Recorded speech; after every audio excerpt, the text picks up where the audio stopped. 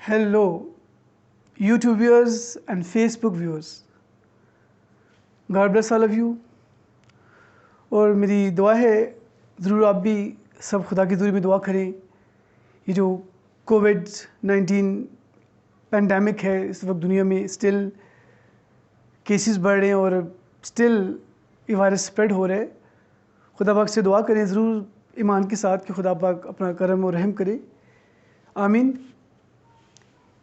ये तो बात थी जो कि आप सबका ईमान है और मेरा भी ईमान है कि खुदा पाक के कंट्रोल में सब कुछ है। लेकिन अजीज़ों, माय फ्रेंड्स, याद रखिएगा, बहुत सारे काम खुदा ने इंसान के सपुर्द किए हैं। वो हमें खुदा से हिकमत मांग के उनको हम इंसानों ने करना है। जैसे कि आप सबको नॉलेज है, 6 माह से ज़्यादा का अरसा हो चुका है। कोविड-19 की वजह से कितनी इकानमी डाउन हो चुकी है ओवरऑल ग्लोबल लेवल पे। और चूँकि हमारा पाकिस्तान हमारा मुल्क है, हमें इसके लिए दुआ करनी है। खुदा हर तौर से अपना रहम करे और खुदा हर तौर से हमारे मुल्क को खुशहाल करे। आमीन।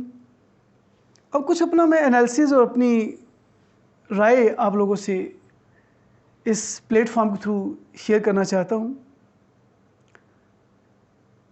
जब से कोरोना स्टार्ट हुआ, वैसे गवर्नमेंट को चाहिए था कि फ्यूचर प्लान करते, अगर उस वक्त से प्लान किया होता एजुकेशन के हवाले से, तो आज अगर मज़ीद 2-3 माह भी इंस्टीट्यूट्स स्कूल कॉलेजेस यूनिवर्सिटीज़ बंद रहते तो ऐसा हर्ज ना होता। क्योंकि बहुत कम परसेंटेज है स्टूडेंट्स के पास ये फैसिलिटी है नेट की। ओवरऑल ऑनलाइन से बहुत से लोगों ने फ़ायदा भी उठाया, टीचर ने सीखा भी बहुत कुछ, एक न्यू एक्सपीरियंस था। बट गवर्नमेंट का इसमें एज सच कोई इतना इम्पोर्टेंट पॉजिटिव रोल नज़र नहीं आया कि गवर्नमेंट को एजुकेशन के हवाले से प्राइम इम्पोर्टेंस देनी चाहिए थी। बहरहाल ये तो अपनी जगह है। अगर गवर्नमेंट उस वक्त प्लान करती 2-3 मंथ में, तो अगर आज मज़ीद इंस्टीट्यूट बंद भी होते तो स्मूथली सारे एजुकेशन के मामला जो है वो रन करते। अजीज़ों, खुदा ने इंसान को हिकमत दानिश दी है और मैं जैसे कि न्यूज़ सुन रहा हूँ और सारी बातें हैं, तो मैंने सोचा क्यों ना मैं अपना भी ओपिनियन पेश करूं। अब देखिए, जैसे आप भी सब सुन रहे हैं कि अच्छा, जिस स्कूल कॉलेज में एक केस आएगा उसको बंद कर दिया जाएगा। अब ये मिसाल मैं ऐसे दूंगा कि ये वो एग्ज़ाम्पल है कि ऐसा सोच रहे हैं कि सांप जब तक काटेगा नहीं, हम सांप को मारेंगे नहीं। जब सांप यानी स्नेक जब नज़र आ गया है तो उसको मारना चाहिए, ना कि उसका इंतज़ार करना चाहिए कि वो किसी को काटेगा तो फिर उसको मारेंगे। यह एक और एग्ज़ाम्पल है कि एक घुड़सवार शहसवार कह लें, एक तलवार लेके घूम रहा है और उसको कुछ नहीं कहा जा रहा। उसके लिए प्लानिंग तब की जाएगी कि जब वो किसी को अपनी तलवार से कत्ल करेगा। तो मुझे इसकी कुछ लॉजिक समझ नहीं आती। देखिए, कोरोना के हवाले से मैं बात कर रहा हूँ, डेफिनेटली आप सब समझ रहे होंगे। देखिए, कोरोना जैसे कि पहले भी बात कर चुका हूँ मैं कि ये ख़त्म तो हुआ नहीं है अभी। देखिए, ये मेरा जो एनालिसिस है, जो मेरी थ्योरेटिकल रिसर्च कह लें, या जो मैं सोच रहा हूँ उस पर, ये अभी 25 के बाद ये केसेस डेफिनेटली कुछ बढ़ेंगे। और लगता है, और ये ज़रूरी है मेरे ख्याल में, कि गवर्नमेंट को एक हफ़्ते बाद ही तो 10 दिन बाद तो इंस्टीट्यूट को बंद करना पड़ेगा। अब मुझे ये लॉजिक समझ नहीं आती। वो जैसे मैंने एग्जांपल दी, एक स्कूल बंद करेंगे तो मतलब एक तरफ बंद किया तो दूसरी तरफ से फैलने दी। देखिए, ये सोचें कि मैक्सिमम एक्सपोजर जो है और जो इंटरेक्शन है वो स्कूल कॉलेज यूनिवर्सिटी लेवल पे है। ज़्यादा टाइम टीचर और स्टूडेंट गुजारे हैं वहाँ पर, तो वहाँ पर देखिए अगर हफ्ते में कोई केस नहीं होता तो नेक्स्ट वीक में कहीं से केस भी आ सकता है। लाजमी है कि इंस्टीट्यूट से पहले बाहर से वायरस इंस्टीट्यूट में जा सकता है और वहाँ से फिर वो आगे फैल सकता है। तो मेरा नहीं ख्याल कि ये जो हिकमत अमली अपनाई जा रही है इससे कोरोना ख़त्म हो जाएगा, नो एंड नेवर। अगर इन्हीं हालात में मज़ीद इन स्कूलों कॉलेजों को बंद रखा जाता और SOPs पे अमल करके हर मेजरमेंट की जाती तो फिर पॉसिबल था मुश्किल से 2 मंथ में 3 मंथ में ये हम कह सकते थे कोरोना जो है वो पाकिस्तान से केसेस ख़त्म होने जा रहे हैं, ख़त्म हो गए हैं।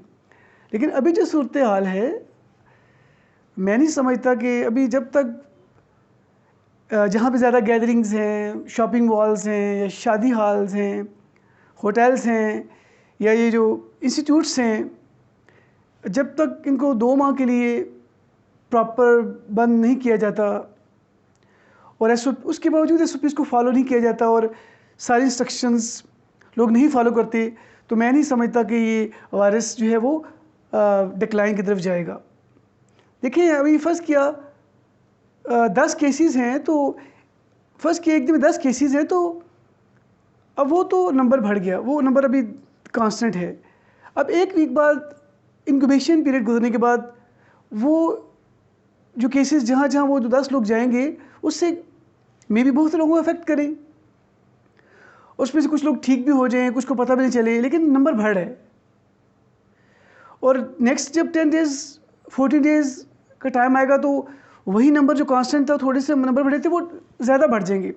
फिर वो जो नंबर बढ़ेंगे अब वो फिर जब तक वो फैलेंगे वो कांस्टेंट दिखेंगे, वो जो नंबर है वो कांस्टेंट रहेगा। अब वो तो उस वक्त कांस्टेंट है, लेकिन जो उन्होंने अफेक्ट किया है दूसरे लोगों को, वो नेक्स्ट 2 वीक्स बाद वो नंबर बढ़ जाएगा, तो ये सिलसिला चलता रहेगा। क्या होगा इसका कॉन्सिक्वेंस क्या होगा? देखिए हॉस्पिटल्स पे लोड पड़ेगा, आगे हमारे डॉक्टर्स और नर्सेज अल्लाह को प्यारे हो गए, ठीक है मौत तुम्हारा हक है, लेकिन कुछ हिकमत अमली तो अडॉप्ट करनी चाहिए। तो ये मुझे बात शेयर करनी थी कि इसका कोई प्रॉपर हल करना चाहिए। और मैं नहीं समझता कि गवर्नमेंट इंस्टीट्यूट को खोल के कोरोना बेकाबू पा, जितने मर्जी SOPs को फॉलो कर लिया जाए।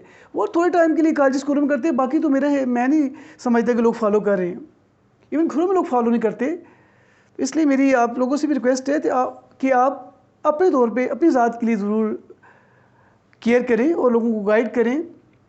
स्टिल अभी तक लोगों के माइंड में ये कोरोना ख़त्म हो गया है, तो खुदारा ये बायोलॉजिकल प्रिंसिपल्स हैं, ये इनको मीडियम चाहिए। देखिए अब बच्चे हैं कि ठीक है बच्चों में कम होता है या उनमें सिम्टम साइंस शो नहीं होते, बट वो कैरियर्स तो है ना, वो बड़ी एज के लोगों को ट्रांसमिट करेंगे तो नंबर तो बढ़ेगा। तो खुदा न करे जो मेरा एनालिसिस है, जो मैं आप लोगों को बता रहा हूँ, मैं कहता हूँ खुदा करे गलत हो, ऐसा ना हो। लेकिन जो हिकमत अमली इस वक्त हो रही है अक्टूबर में और फिर आने वाले 14 डेज़ आफ्टर 14 डेज़ या 1 माह बाद केस बहुत ज़्यादा हो जाएंगे, उसका कॉन्सिक्वेंस क्या होगा? उसका फिर बहुत सीवियर रिज़ल्ट आएगा डॉक्टर्स पे, नर्सिस पे, इकानमी पे, और फिर महंगाई जैसे कि पहले बढ़ी, आपको पता है डिटोल की कीमतें बढ़ गई और बाकी जो चीज़ें हैं डेफिनेटली बढ़ जाएंगी, तो इससे इम्बैलेंस हो जाएगा।